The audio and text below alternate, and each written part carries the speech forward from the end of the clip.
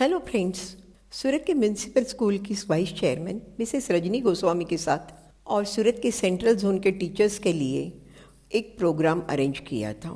उसका वेन्यू है school number 38 का ब्यूटीफुल परिसर और टॉपिक था healthy teachers can make happy, healthy, active, intelligent and smart kids. अब इसमें मैं आपको सबसे पहले एक सवाल पूछती हूँ, what do you mean by health? Health નો મતલબ શું છે? તમારે બીપી ડાયાબિટીસ કંઈ નથી, मतलब તમે સરસ છો? નો. ઓકે, થોડા જણા ના કીધું. સો હેલ્થ मतलब કમ્પ્લીટ હેલ્થ. કમ્પ્લીટ હેલ્થમાં કઈ કઈ આવે? ફિઝિકલ, મેન્ટલ, ઇમોશનલ અને સોશિયલ, ચાર ચીજો. તો હવે ફિઝિકલ હેલ્થ मतलब જો તમે કહેશો મારે ડાયાબિટીસ નથી, પ્રેશર નથી, બીજી કોઈ બીમારી નથી, આઈ એમ હેલ્ધી, આઈ વોન્ટ સે. એનો મતલબ શું છે? ફિઝિકલ હેલ્થનો મતલબ છે કે તમારે ડાયટ પણ પ્રોપર જોઈએ, એક્સરસાઇઝ પણ પ્રોપર જોઈએ, ઊંઘ પણ પ્રોપર જોઈએ. આ બધી ચીજો બરાબર રહેશે તો યુ આર હેલ્ધી. હવે સોશિયલ હેલ્થનો મતલબ શું છે? તમે સોશિયલી એડજસ્ટ થઈ શકો કે નહીં. કારણ સ્કૂલમાં તો એ બહુ ઇમ્પોર્ટન્ટ ચીજ છે. કારણ તમે જો સોશિયલી બરાબર બધા સાથે મિક્સ નહીં થઈ શકો તો પછી તમારા પ્રોબ્લેમ વધી જાય. કારણ સ્કૂલમાં સૌથી મોટો ઇમ્પોર્ટન્ટ ચીજ છે તમારે તમારા ટીચર સાથે એડજસ્ટ થવું છે, સ્ટુડન્ટ સાથે થવું છે, સિનિયર સાથે થવું છે, જુનિયર સાથે થવું. સો સોશિયલ હેલ્થ સ્કૂલના ટીચર્સ માટે બહુ સ્ટ્રોંગ જોઈએ. મેન્ટલ હેલ્થ તમારા મેં અત્યારે તમને થોડી બહુ તો યાદ અપાઈ જ છે આ લોકોએ. બટ મેન્ટલ હેલ્થમાં જસ્ટ ડિપ્રેશન નથી, ચીડચીડા પણ થઈ જાય, ક્યારે આપણે ઈચ્છા નહીં થાય, આપણે ડિસ્ટર્બ થઈ જાઓ, એ બધું જ મેન્ટલ હેલ્થમાં આવે છે. અને મેન્ટલ હેલ્થ ટીચર્સની બગડવાના વધારે કારણ રહે છે. હેલ્થ બગડવાનું કારણ શું છે? હવે તો કેવું સ્ટ્રેસ એક ચીજ. બીજું, તમારામાંથી જેટલા જણા ઘરે પણ કામ કરે છે, અહીંયા પણ કરે છે, કેટલા જણાની ઊંઘ પૂરતી થાય છે? કોઈની પણ નથી થતી. તો આ બીજું ઇમ્પોર્ટન્ટ કારણ છે લેડીઝની હેલ્થ બગડવાનું. પછી સન્ડેઝ કેટલા જણા એકદમ એન્જોય કરે છે?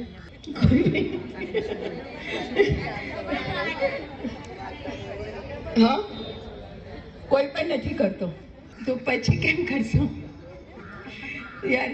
તો તમારી મેન્ટલ હેલ્થ બગડવાના પૂરા ચાન્સીસ રહી છે. અચ્છા, તમારામાંથી કોઈને સ્કૂલમાં ક્યારેક કંઈ પ્રોબ્લેમ થયો ઘરે કે સ્કૂલમાં, કે એકદમ અંધારા જેવું લાગે અહીંયા અથવા બ્લેકઆઉટ કંઈ થયો? નહીં થાય યાર, તમે બધા બહુ મજબૂત છો.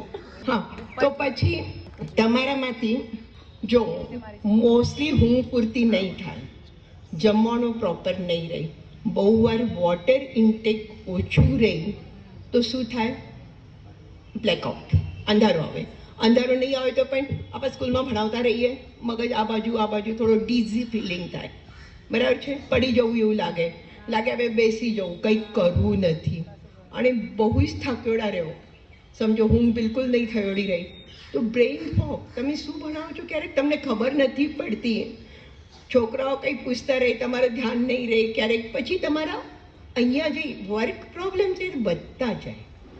મને ખબર નહીં તમારામાંથી કોઈને પ્રોબ્લેમ નહીં આવ્યો હશે તો you are very super woman. બાકી તો એ બહુ કોમન પ્રોબ્લેમ છે. અચ્છા, તમારામાંથી માઇગ્રેન કેટલા જણાને છે? ઓકે, તો તમારા માઇગ્રેનના એટેક ક્યારે વધે? એક તો જવાબ આપો કોઈ. સ્ટ્રેસ વધે ને ત્યારે માઇગ્રેનનો પ્રોબ્લેમ થાય. ઓકે, એક તો સ્ટ્રેસથી થાય છે. માઇગ્રેનનું સૌથી ઇમ્પોર્ટન્ટ કારણ છે ઊંઘ પૂરતી નહીં થવાનું, ભૂકો રહેવાનું, બરાબર છે? અને જ્યારે પણ તમારી ઊંઘ પૂરતી નહીં થાય, સ્ટ્રેસ વધી જાય તો આ બધાથી તમારા માઇગ્રેનના એટેક પણ વધી જાય. અને માઇગ્રેન વધી જાય તો તમે સારી રીતે ભણાવી શકો નહીં. ઓકે, સો તમારા માટે ઊંઘ બરાબર ખાવાનું જરૂરી છે. અચ્છા, તમારામાંથી કેટલા જણા બહારથી, સમજો હવે ઘરે રસોઈ બનાવવાનો કંટાળો આવ્યો, બહારથી મંગાવી લીધું, એવું કેટલા કરે છે? મેજોરિટી. ઠીક છે, પણ એ સારું નથી ને. એટલે આજકાલ બહાર જમવાનું બહુ સસ્તું મળે છે, મેં સમજું છું. લારી પર વીરી પર બધું બહુ સસ્તું મળે છે, પણ તે આપણા હેલ્થ માટે વારંવાર ખાવું સારું નથી. એનાથી આપણા હેલ્થ પ્રોબ્લેમ બીજા આવી જાય છે. આપણને વધારે ફ્રૂટ્સ, વેજીટેબલ્સ, વોટર ઇન્ટેક બધું રાખવું જોઈએ.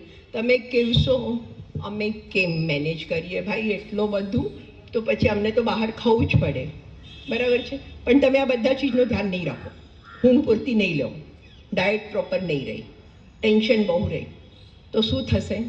ડાયાબિટીસ, બ્લડ પ્રેશર, બધી જ બીમારીઓ થઈ શકે. ડાયાબિટીસ, બ્લડ પ્રેશરના લીધે કઈ કઈ થાય છે? હાર્ટ એટેક આવી શકે, લકવો થઈ શકે, કંઈ પણ પ્રોબ્લેમ આવી શકે. બહુ બધા પ્રોબ્લેમ વધતા જ જાય. અને તમને જો પ્રોબ્લેમ થઈ ગયા અને પ્રોબ્લેમ સાથે તમે સ્કૂલમાં કેમ ભણાવશો યાર? અને ભણાવો તો પણ તમારો અડધો મગજ તમારામાં અને અડધો સ્કૂલમાં, અને તો આપણે પૂરો 100% નથી આપી શકતા, બરાબર છે. ડિસ્લિપિડીમાં વજન વધી જાય, બધા જ પ્રોબ્લેમ ઊભા થઈ જાય. તો પછી તમારે કરવાનું શું? મને લાગે છે એટલીસ્ટ ગવર્મેન્ટમાં બધામાં પગાર સારા છે, તો મને લાગે થોડા બહુ પૈસા આપવા, ખર્ચીને એક પર્ટિક્યુલર પર્સન્ટેજ નક્કી કરવાના. એટલા પૈસા મેં મારા માટે, મને હેલ્પ મળે એના માટે રાખશું. ઘરમાં કોઈ હેલ્પ ડોમેસ્ટિક રાખી લો. તમે નોકરી કરો છો, તમે પણ બીજાને નોકરી આપો છો, ઓકે? તો આ હેલ્પથી તમારે શું છે? તમારે લાગે મારે સવારે વહેલો શાક બનાવડે, રાત્રેની પૂરી તૈયારી એમના પાસે કરાવીને મુકાઈ દો ફ્રીજમાં, સબ્જી કપાઈને એ કરીને તે કરીને, જોઈએ તો લોટ બાંધી, તો તમારી મિનિમમ વર્ક રહે. અને વર્ક વધારે નહીં રહે તો તમે થોડો મોર્નિંગ ફ્રેશ જઈ શકો. અને જેમ અત્યારે તમને કીધું ને મેડિટેશન એ તે પણ થોડો 5-10 મિનિટ ટાઈમ મળે તો કરી શકો. નહીં પણ કરો તો પણ બહુ ફરક પડે, તમે રિલેક્સ થઈ શકો. સો હેલ્પ જરૂરી છે, લઈ લેવાની.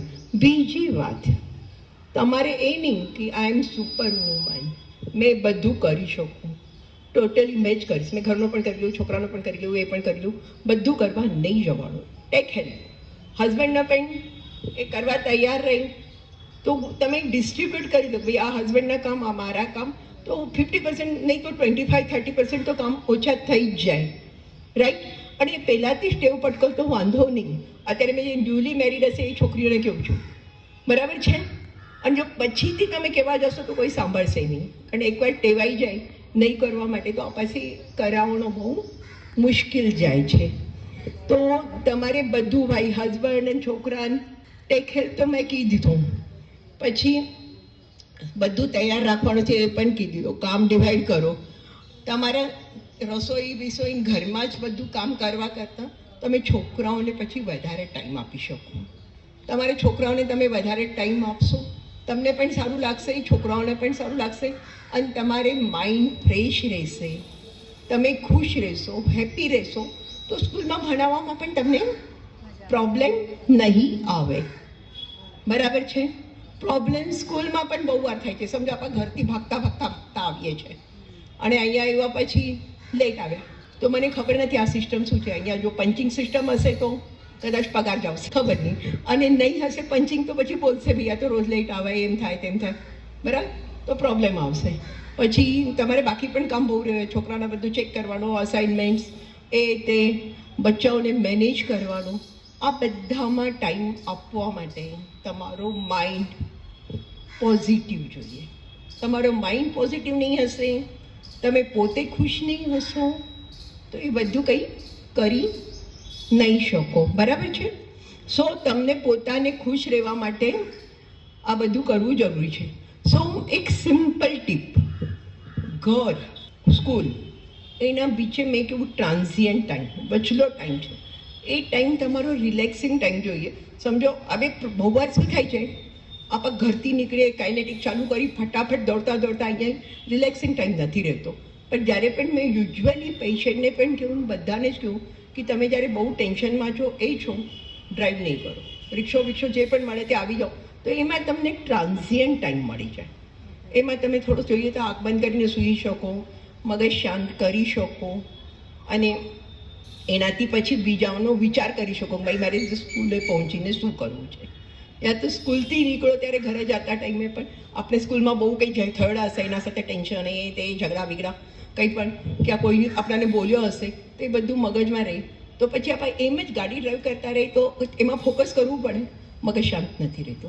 તો આપણે થોડું મગજ શાંત કરવા માટે વચ્ચે ટ્રાન્ઝિયન્ટ ટાઈમ મળી જાય ને, તો પછી એક જગ્યાથી બીજી જગ્યાએ જતા ટાઈમે વચલા ટાઈમમાં આપણે થોડો રિલેક્સ કરી શકે, અને સ્કૂલમાં છોડી શકે, ઘરનો ઘરે છોડી શકે, અને વચલા ટાઈમમાં બંને જગા પર પછી 100% આપી શકીએ. બરાબર છે? Thank you. મને બહુ વધારે કંઈ બોલવું નથી, તમારા ક્વેશ્ચનને સોલ્વ કરવા માગું છું. अगले वीडियो इसी प्रोग्राम के टीचर्स के शंका समाधान के साथ. Thank you.